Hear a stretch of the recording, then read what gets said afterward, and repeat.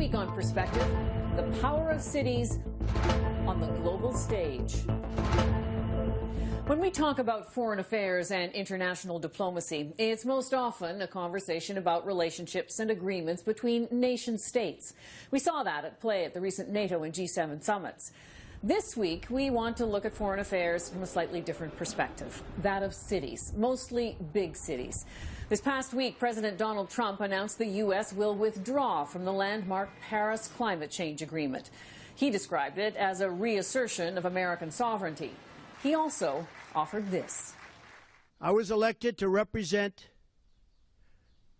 the citizens of Pittsburgh, not Paris.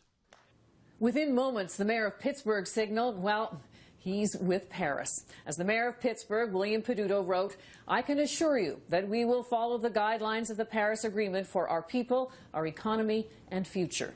The mayor of New York City, Bill de Blasio, also said his city is stepping up. We in New York City are going to have to take matters into our own hands. And by the way, that's what cities all over the country and all over the world are going to do. That's what states and provinces are doing. It shouldn't be this way, but it's what's necessary. We have to take matters into our own hands when it comes to climate change. We plan later this week to sign an executive order maintaining New York City's commitment to the Paris Agreement. By the end of the week, more than 80 U.S. mayors committed to uphold the Paris Agreement. They and others may be thumbing their noses at Trump and his policies, but this also highlights the powerful and independent role cities can play in global affairs. Consider this. The 50 largest metropolitan areas across the globe are home to just 7% of the world's total population, but generate 40% of global economic activity. Lump some of those cities together into mega regions. Think, for example, the Boston, New York, Washington corridor. And 40 mega regions account for roughly 2/3 of the world's economic output and more than 85% of its innovation. That's clout. But also, consider this. Big cities are also home to a deepening inequality, the much talked about decline of the middle class, realities we've watched play out in several recent elections, not just in the U.S. It's what Richard Florida, the influential urban theorist, calls the new urban crisis. We'll hear from Florida in a moment. We'll also speak with one of the world's experts on what's sometimes called Paradiplomacy, the international role of cities and provinces and states. We'll also hear perspectives from Canada and Africa. But we begin with Richard Florida. As well as an author, he is a professor and director of cities at the Martin Prosperity Institute at the Rotman School of Management at the University of Toronto. That's where we met.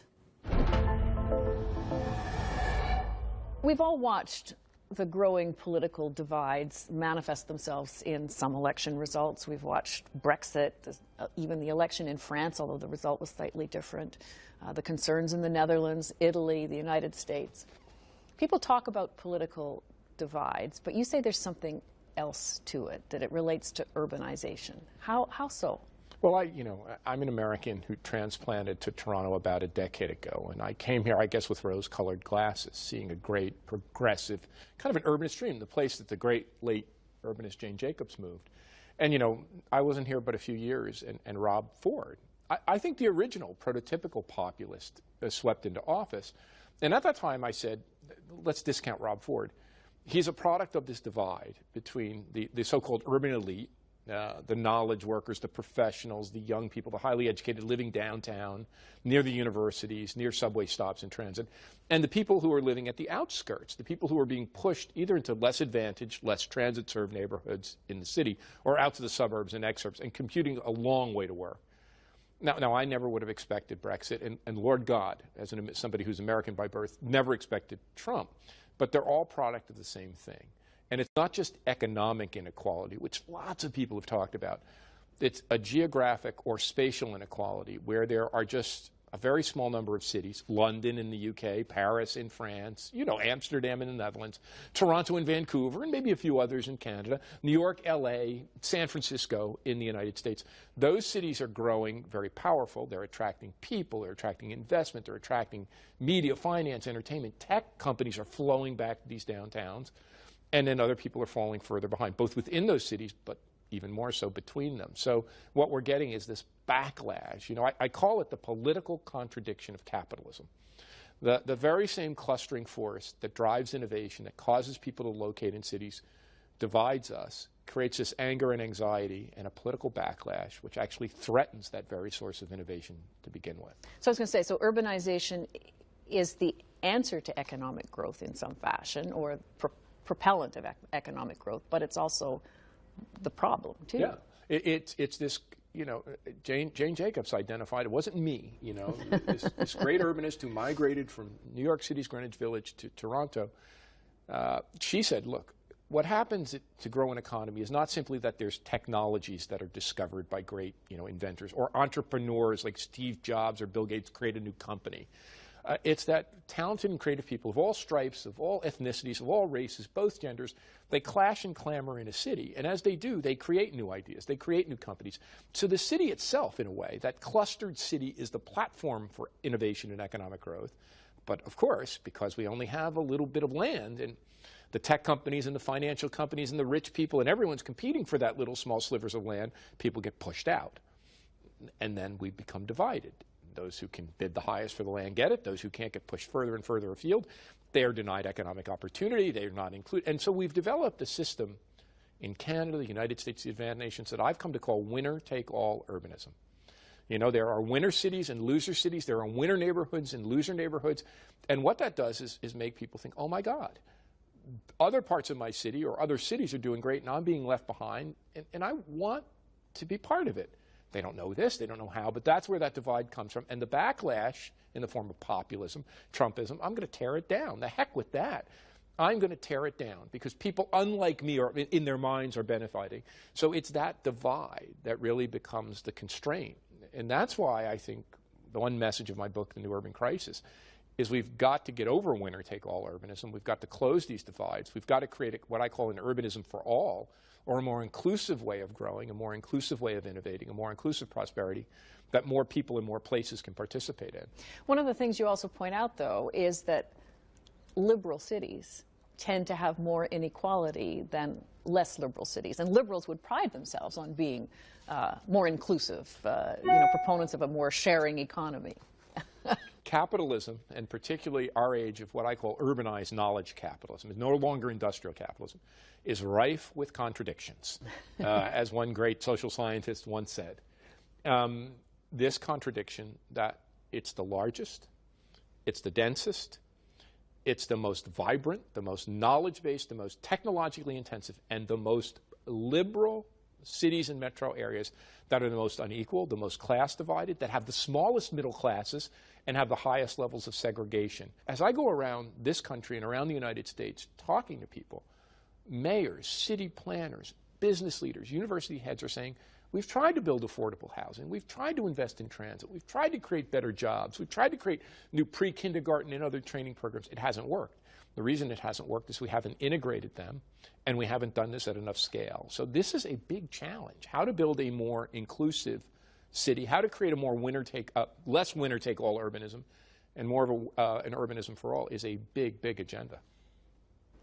From the way you talk, and you talk about superstar cities, it sounds like, you know, cities like London and Los Angeles and New York and Toronto and those sort of big cities have more in common than they do perhaps even with cities in their own communities, in their own countries.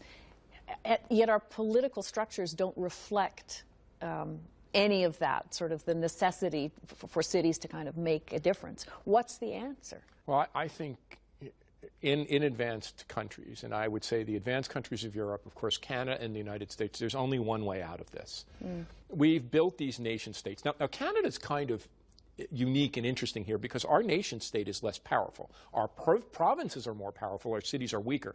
In the United States, look, Donald Trump is a symptom of the disorder.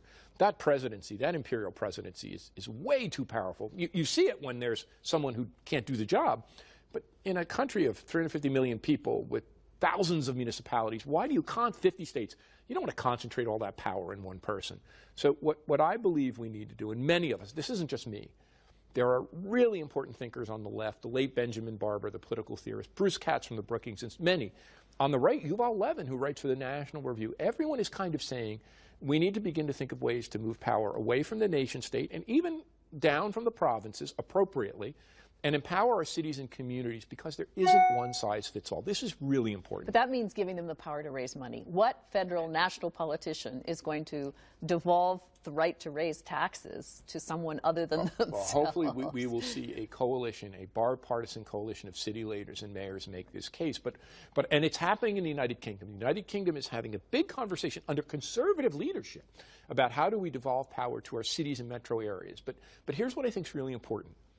The problems of Toronto and Vancouver and maybe Montreal are really different than the problems of Windsor or Hamilton. The mayors all want to build great cities, so I think that's what we have to do. We have to work to really get the appropriate level of resources and power in the hands of our cities and our neighborhoods and let them build the kinds of communities and make the investments they need. Let's put the developing world into this context now, because obviously urbanization is a real factor there too. And one of the statistics you quote that said something like more than 60% of the infrastructure needed over the next half century has yet to be built. And I assume that means, I mean, not only in developed countries, but in developing nations as well. What does this mean for developing countries? So the 21st century will be the century of cities and urbanization.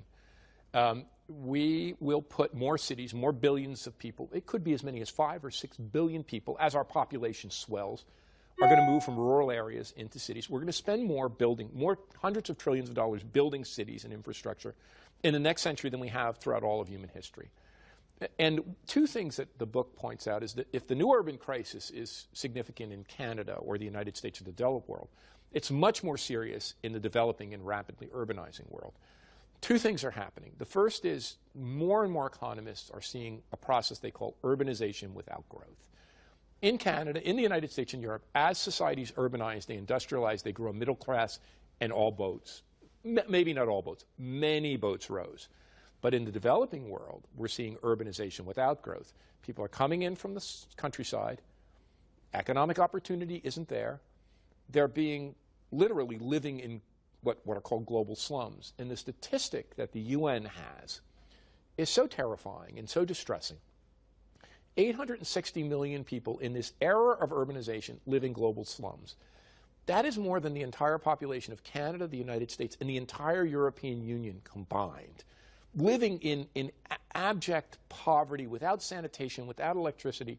So really, I believe the grand challenge facing our world, and whether that's the UN or the World Bank or the IMF, our international institutions, our great national leaders, if we want to address climate change, energy efficiency, poverty, economic opportunity, it really is about building better cities, more sustainable, more inclusive cities of economic opportunity. So I really believe that the key issue going forward is how do we build better cities, better urbanization, stronger communities, not just in the advanced world, but especially in the developing and emerging So I was going to say, so what does that say about the way governments like Canada should approach, their foreign development and foreign investment and foreign aid? I think there are two great opportunities for Canada here. One, I think, with the current, the Prime Minister, our provincial leaders and our mayors, we have a great opportunity to make Canada and its cities and communities a laboratory for inclusive prosperity. One way I like to say this, it's kind of a wonky word. Let's have a new deal for people and communities throughout Canada. Not the slogan, make America great or make Canada. Let's have a new deal for people and communities. We can create better jobs. We can build our communities, small, medium-sized, big, west, east alike. And so I think city building and making inclusive cities and inclusive communities. But on the second front, the global front, what an opportunity for this country to engage the world by saying, we are going to help spur development through not nation building, city building. We are going to be the place, the UN is in New York. We're going to be the place where mayors and city builders and urban leaders, we can create, I don't have the right word, a UN for cities, a place where mayors can convene, a global infrastructure for mayors. No one else has done this. Why couldn't we, because we know how to build great cities, we know how to have an urban comeback, why couldn't we create the training programs and the infrastructure and the symposium and create the institutions that are needed to rebuild our world by building great and vibrant, tolerant, and inclusive cities? I think that's an agenda that Canada could really lead the world on. Thank you very much. I appreciate your expertise and your insight. Thank you. It's a pleasure being with you. An estimated 54.5% of the global population lives in cities. That number is expected to rise to 66% by 2050. Cities occupy only 2% of total land in the world, but they generate 70% of the global economy, 60% of global energy consumption, and 70% of global waste. The Global Power City Index ranks London as the most powerful city out of 42 major cities in the world. The ranking, based on economic, social, and environmental factors, ranks New York second and Tokyo third. 2 Canadian cities made the ranking, Toronto at 18 and Vancouver at 28. Cities need to be sitting down with world leaders at the United Nations. It's the sort of the mega venue for these sorts of things. So through the United Nations, cities need to have a voice at that table. Cities also need to be present in the climate change negotiations, and probably also in the international framework around international trade. Because so much of international trade has an influence on what happens in cities and where their procurement practices and et cetera. And so I would say that those 3 venues are critical: the United Nations, the climate change negotiations, and the international trade framework. On issues like climate change, cities do not have as much influence as they should. Some of the barriers in the Canadian context are the Constitution, which just creates a very difficult dynamic for the federal government to engage the municipalities directly in the formulating of national positions for international negotiations. Second barrier would be just a simple lack of resources. If you look at European cities, they're very engaged internationally because they have the resources. In addition to whatever national framework they've got the resources through a different kind of revenue base, a different tax base. So that's the second barrier. The third barrier is that the Canadian public doesn't see the cities, the mayors, for example, as international actors. Municipalities are international actors. Mayors are international actors. It is a given. Cities and towns are the destination of the transfers of capital and human and financial capital. It's the destination of immigration. Inevitably, immigrants who are settled in Canada have relations back in some other community, so there are inevitable links across international boundaries between cities. Some of them community level, a lot of them very official. And the other important piece is that cities learn from each other. So if Vancouver, for example, is trying to do something different around its work on climate change mitigation, it's going to look to Copenhagen, or it's going to look to another European city. So it is inevitable that for cities to do things better, they have to look at what their colleagues are doing around the world. For a broader look now at the role cities and other subnational governments can play, we've reached Rodrigo Tavares. He's the founder and CEO of Granito & Partners, a management consulting firm. He has also served as head of the Sao Paulo State Government Office of Foreign Affairs. Sao Paulo State in Brazil is the world's 19th largest economy. Tavares is also the author of the book Paradiplomacy, Cities and States as Global Players. He joins us from New York. Mr. Tavares, there's been a chorus of mayors in the United States that have stepped up this past week about the Paris climate change agreement. What should we take from that about the role of cities in international affairs? Well, 55% of people live in cities, up from 34% in 1960, and the UN expects urban population to rise until around 67–68% by 2050. So cities do play a fundamental role in international affairs. On climate change, they are about to play an even more significant role. The question is, should they? And the answer is yes. Facts are very compelling. Facts are very straightforward. 2/3 of the energy consumed on the planet is consumed by cities. Around 90% of cities around the planet, they are coastal cities, so they are directly threatened by flooding from sea level rises or from powerful storms. They generate around 70% of greenhouse emissions. So they do play a role. And they have been playing a role for a long time now, actually. So in 1992 at the Rio Summit, it was the very first time that cities made a commitment, made a pledge to contribute to climate change mitigation. And then they had new pledges at the Hearst Summit in 2002, at the Rio Plus 20 Summit in 2012, which I had a chance to participate in. And over the last years, there has been several international organizations led by the C40, led by Metropolis, by UCLG, by ICLEI, by other organizations, making even bolder pledges to mitigate climate change. Do cities, though, have the legislative clout, the ability to make the kind of change to meet those kind of international agreements if, as is happening in the United States right now, the national government is going in a different direction? Oh, absolutely. Paradiplomacy is the foreign affairs of local governments, cities and states. It's not the same as diplomacy at the lower level of analysis. It's two different things.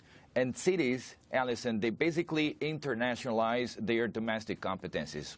So they conduct internal affairs abroad. So climate change affects them directly, affects the populations. That's why they are engaging internationally, taking part in international networks. Just this very same day, in December 2015, when heads of state were signing the Paris Agreement, just in a place nearby, 440 mayors, led by the mayor of Paris, and led by the UN Special Envoy, former New York Mayor Mike Bloomberg, they were signing the Paris Agreement, committing to reduce by 80% until 2050 the greenhouse emissions. And yes, they have the political legitimacy, they have the economic clout, and they have the legal security to engage in that sort of agreements. What are the other issues where you think cities particularly can play a significant role? Well, you would never see the Minister of Foreign Affairs of Canada going to an international event to discuss transportation, sanitation, or healthcare. But you would see mayors globally going internationally and discussing these very issues. So every single issue which is under the cloud of local governments, from transportation, sanitation, healthcare, all that can be internationalized. You wrote in your book that you think cities particularly, or subnational governments, can be more pragmatic. They can be flexible, even experimental. What are you driving at? Why do you think that? Well, foreign policy at the national level has close to 2,000 years old, and at the sovereign nation level it has around 300 or 400 years old. So it's an old industry, it's an old infrastructure. And sometimes it's not as compelling, it's not as precise, it's not as agile as foreign policy at the city level actually is. So cities tend to be more pragmatic. They tend to be more opportunistic. They tend to be more tangible. And I would say that a foreign policy at the city and state level, it's actually human-centric because it's predicated upon the needs of citizens. I want to bring one other element into all of this, because one of the fastest growing urban populations is in developing countries, is in countries where they don't have the affluence or perhaps even the international business outreach that we're talking about here. Put developing countries and developing cities into this picture. How effective can they be in this? It makes no difference. So the foreign policy, the city or the local government, cities and regions or states, when it's conducted from the development world or conducted from emerging economies, it just makes no big difference. Again, cities and states, they have a lot of economic powerhouses. 75% of the world's GDP is epicenter on cities. Another statistics, if you like numbers as much as I do, out of the 30 largest economies on the planet, 12 of them, they are not national states, they are cities or states. Well, I'm in New York right now. The state of New York is richer than Spain or South Korea. You are asking about a developed country, Brazil. The state of São Paulo, it's the 19th largest economy and is richer or has a higher GDP than Argentina, Paraguay, Uruguay, and Bolivia put together. When you look at the C40, for example, which is one of 200 international networks of cities and states that do exist out there. C40 is just one of them, but they have members from all over the world. They have 70 members from all over the world. It could be London, it could be Lima, it could be Washington, and it could be Johannesburg. So Paradiplomacy, or the foreign affairs of cities and states, it's not a developed country opportunity or exercise. It's a planetary trend. Mr. Tavares, thank you so much for your expertise on this. Thank you very much. It was a pleasure. Thank you for having me. A slum is an overcrowded, poor suburb with limited access to water, sanitation, sewerage, and electricity. Slums are home to 900 million people worldwide. Nearly 1 in every 7 people lives in a slum. That number could double to 2 billion people by 2030. Asia has 60% of the world's slum dwellers. Africa has 20%, and Latin America has 14%. The largest slum in the world is Kibera in Nairobi, Kenya. An estimated 2.5 million people, about 50% of Nairobi's population, live there. There is only 1 toilet for every 500 people in the slum. Informal economies in slums account for an estimated 1.8 billion jobs globally, worth 10 trillion US a year. I'm the Deputy President of SALGA, which is South African Local Government Association, also the Executive Mayor of Emalahleni Local Municipality. But it's quite a problem. Everybody wants to move to the big city because people migrate from their home or rural areas to where it's more urbanized because they want job opportunities. But the problem they create on the other side, it's the strain or the difficulty in terms of the planning of the other city they are migrating to, because they would want to go there, get a job somewhere, a fancy job they might not get, so they can't afford a decent living or to get a proper house to rent. So they will end up squatting or living in conditions that are not so suitable. In our country, we are also reviewing some pieces of legislation and some formulas where we're saying we must give more power to cities, because in terms of infrastructure development, dealing with issues of climate change, dealing with social issues, it needs a lot of money. And municipalities are not capacitated or well-resourced to deal with such. Hence, we're saying if cities can get more power, there could be a lot of change in terms of providing services to our communities. And that's our program for this week. A brief update on a story we covered here recently about Hungary and the rise of nationalism in Europe. Since we aired that program, Central European University has announced plans to maintain all of its activities in Budapest in the coming academic year, with the hope that current negotiations with the Hungarian government and New York State will allow CEU to remain there permanently. We also had an email about that program from Joseph Stork. He wrote, "As a true Hungarian, I do not wish for the school to close down. Hungary is a wonderful country with fine artists, inventors, scholars, and sports members. Budapest is considered the second most beautiful city in the world. I love my country and culture, the food and wine and entertainment. You can live rich here with the Canadian dollar." We'd like to hear from you. You can reach us on Facebook and Twitter or by email at perspective@cpac.ca. From all of us at CPAC, thanks for watching. I'm Alison Smith.